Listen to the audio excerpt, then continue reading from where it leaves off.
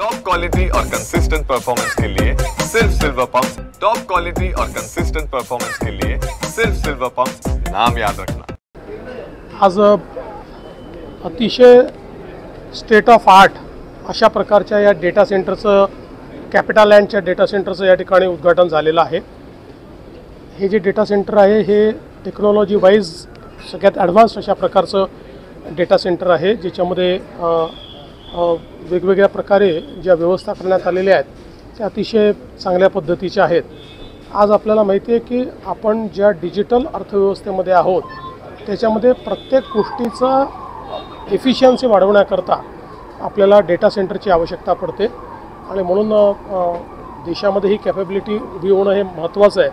आणि आज मला हे सांगताना आनंद वाटतो की देशाची 60% डेटा सेंटर कॅपॅसिटी ही एकट्या महाराष्ट्रात उभी राहिलेली आहे।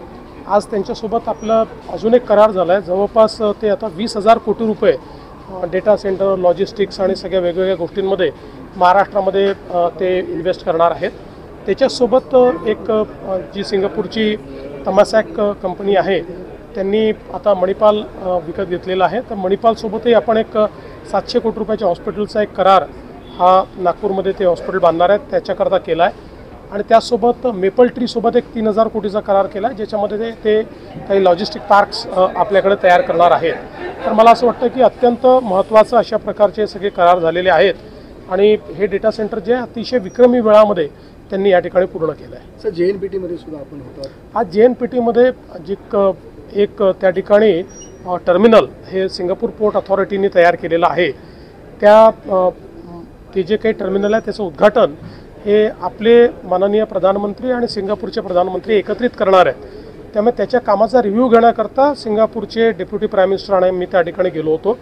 आम्ही त्याचं काम बघितलं, जवळपास ते पूर्ण झालेलं आहे आणि त्या टर्मिनलमुळे JNPA पोर्ट जो आहे आपला याची कॅपॅसिटी दुप्पट होणार आहे आणि देशातला सगळ्यात मोठा कंटेनर हँडलिंगचा पोर्ट हा आता JNPA पोर्ट झालेला आहे आणि अतिशय एफिशियंट, म्हणजे आता ती जी काही हे जे टर्मिनल तयार झालेलं आहे हे डिजिटली इतकं एफिशियंट टर्मिनल आहे की ते जगातल्या एफिशियंट टर्मिनलपैकी एक अशा प्रकारे त्याचा दर्जा असणार आहे। सर सप्टेंबरमध्ये आपलं नवी एअरपोर्टची डेडलाईन आहे, सुरू होणार आहे काय सर, तुम्ही आढावा घेतात काय सध्या? मला असं वाटतं ठीक वेगाने काम चाललेलं आहे आणि आपण वेळेत ते करू शकू असं मला वाटतं। सर अमेरिकेने निर्बंध लावले होते, त्याचा कोळंबी व्यवसायावरती फटका होताना दिसतोय, आपल्याकडे सागरी किनारा मोठा आहे। सर अमेरिकेने जे निर्बंध लावलेले आहेत त्याचा फटका हा आपल्याकडे कुठल्या उद्योगावर आहे याची एक प्राथमिक बैठक आम्ही घेतली।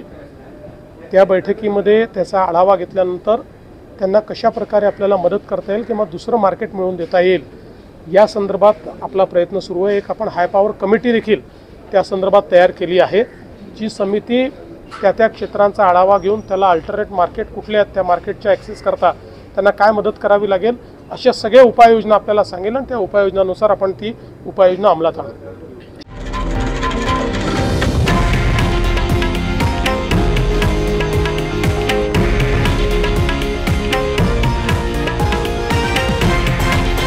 हे आहे देशातील नंबर 1 न्यूज नेटवर्क आणि आपण पाहत आहात TV9 मराठी, एकमेव।